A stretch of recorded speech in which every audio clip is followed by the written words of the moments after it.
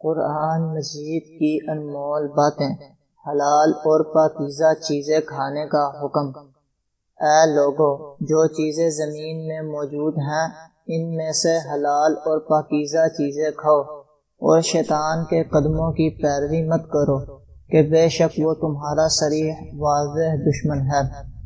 بے شک وہ تمہیں برائی اور بے حیائی فحاشی کے کاموں کا حکم کرتا ہے، اور یہ کہ تم اللہ تعالیٰ کے بارے میں ایسی باتیں کہو جو کہ تم نہیں جانتے، اور جب ان سے کہا جاتا ہے کہ جو کچھ اللہ تعالیٰ نے نازل کیا ہے اس کی پیروی کرو، تو کہتے ہیں بلکہ ہم تو اسی کی پیروی کریں گے جس پر ہم نے اپنے باپ دادا کو پایا، اگرچہ ان کے باپ دادا نہ تو کچھ عقل و شعور رکھتے تھے اور نہ ہی وہ ہدایت یافتہ تھے۔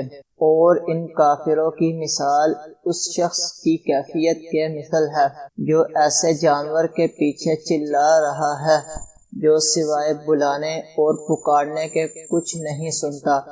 یہ کفار بہرے ہیں، گونگے ہیں، اندھے ہیں، بس وہ کچھ بھی نہیں سمجھتے۔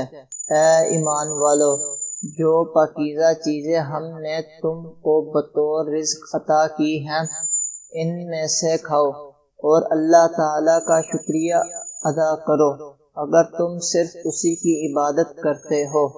بے شک اللہ تعالیٰ نے تم پر حرام کیا ہے مردار اور خون اور سور کا گوشت اور جو کچھ غیر اللہ کے نام پر دیا گیا ہے۔ پھر اگر کوئی شخص حالت اضطراری کو پہنچ جائے تو شرط یہ کہ وہ لذت لینے والا نہ ہو اور نہ ہی حد سے تجاوز کرنے والا ہو، تو اس شخص پر کوئی گناہ نہیں۔ بے شک اللہ تعالیٰ بڑا غفور الرحیم ہے۔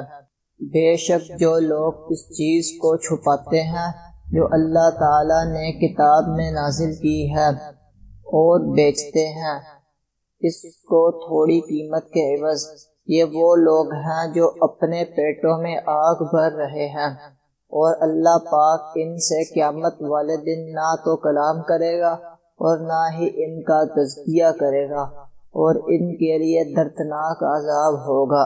یہ ایسے لوگ ہیں جنہوں نے ہدایت کے بدلے گمراہی خریدی اور مغفرت کے بدلے عذاب، سو وہ دوزخ کے لیے کیسے باہمت ہیں۔